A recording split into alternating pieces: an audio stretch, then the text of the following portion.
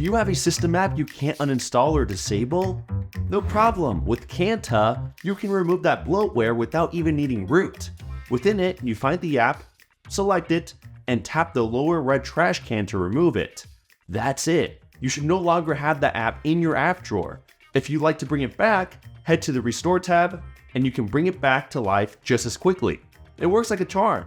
Plus, it even lets you know which apps are safer to remove than others so you don't accidentally delete an app that is necessary for your OS to run. The only string attached is that you need to enable it with Shizuku. If you're unsure how to do that, I'll leave a tutorial in the cards.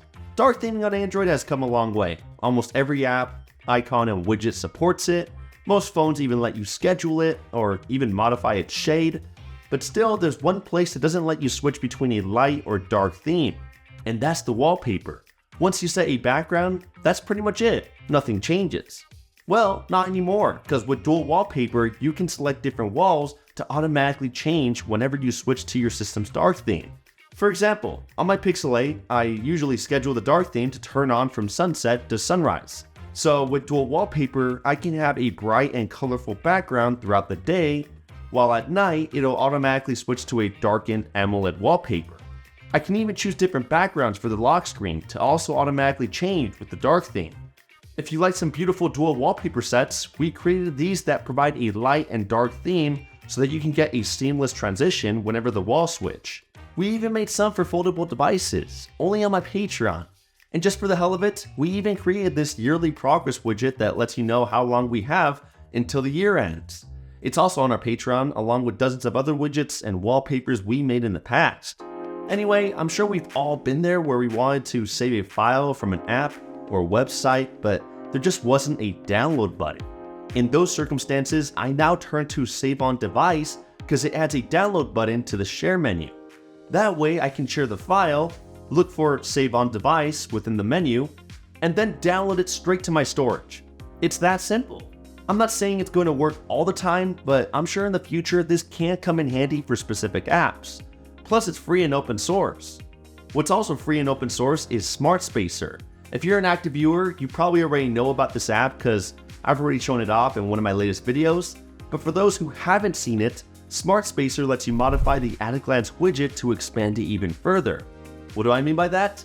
Well, if you look at my widget, you can see that it now lets me keep track of the number of subscribers I have on my YouTube channel, the current traffic conditions in my area, my favorite stocks and cryptocurrencies, notes from Google Keeps, any package updates, and when I start to play anything in the background, my music player appears.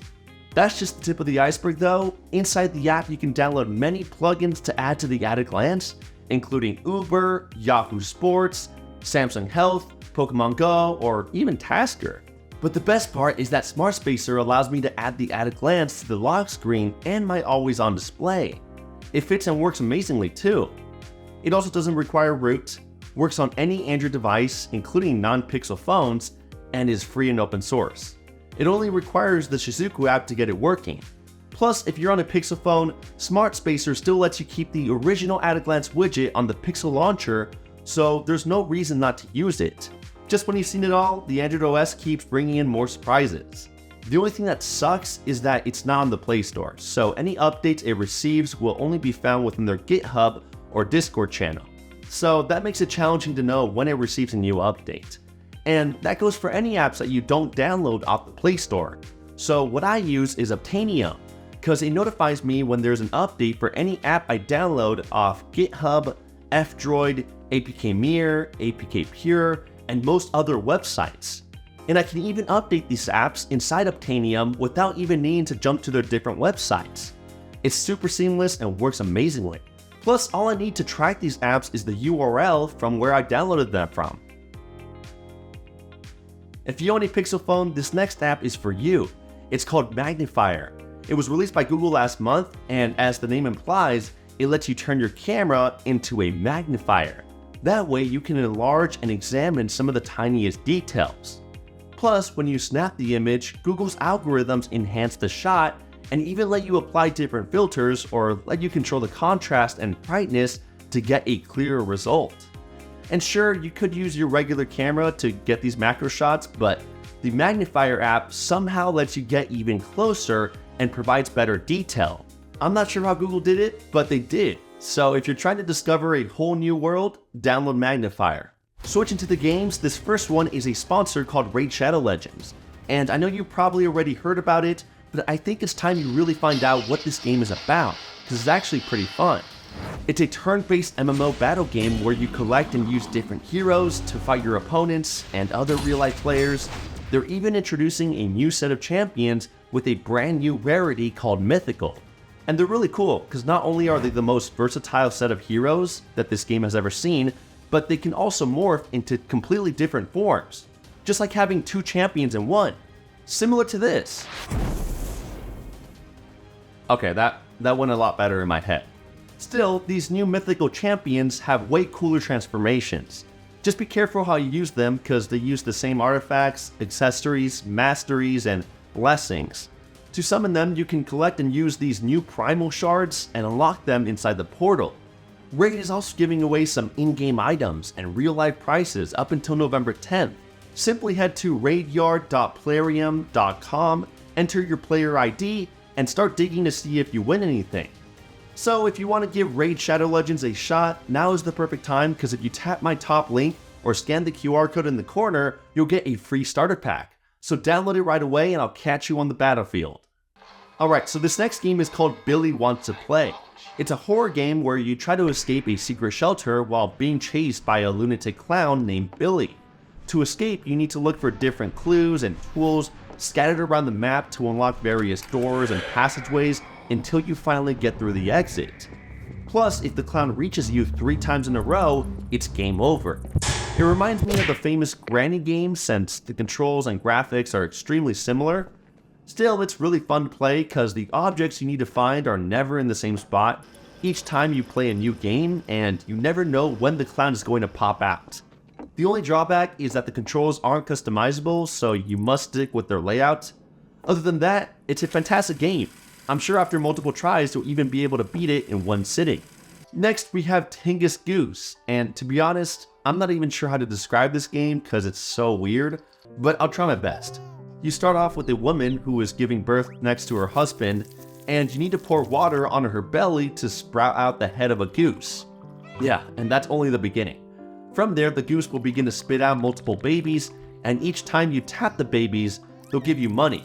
With that money, you can purchase more water to make the head of the goose grow even longer until it reaches the top, where another goose is waiting for it. That's how you win and move on to the next stage. Plus, as the goose's neck grows, new weird elements start to sprout out from the side of its neck, which helps you make even more money a lot faster since they tickle the babies. I know, it's weird. So you're basically turning this pregnant lady's belly into a money machine.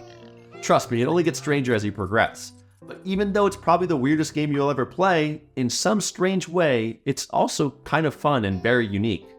It's also free, so why not? Next we have Mighty Action Heroes, a third-person battle royale game that is really addictive. You get thrown into a map with 20 other players, and as usual, you try to find guns and power-ups to take down other opponents with the goal of being the last one standing.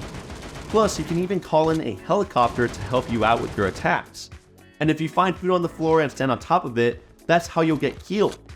The controls and graphics are okay, they're good enough to provide a pleasant gameplay, and I'm pretty sure that most people you'll play against are just bots, since the game only has around 1,000 downloads.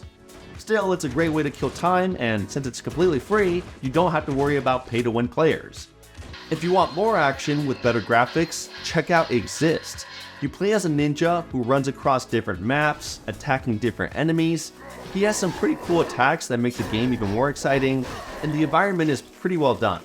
But even though it's a fun game, it does have a few drawbacks. The first is that it doesn't really have a storyline, so you're just attacking these people without any reason. Secondly, it does get pretty repetitive since you need to keep spamming the same buttons over and over again with similar hordes of enemies. And after the first stage, the game requires you to pay to unlock the rest of the levels. So it's got potential, but those are some pretty big compromises. Still, if you'd like to try it out for free for a trial, you can. Either way, click this video right here to catch a playlist of the entire Best Entered App series going back to even 2015. Yup, I've been doing these type of videos for that long. If you download at least one app from this video, all I ask is if you can please drop a thumbs up, get subscribed with the notification bell turned on if you keep coming back. Don't forget to download Raid Shadow Legends, and I'll catch you guys in the next one. Kapow!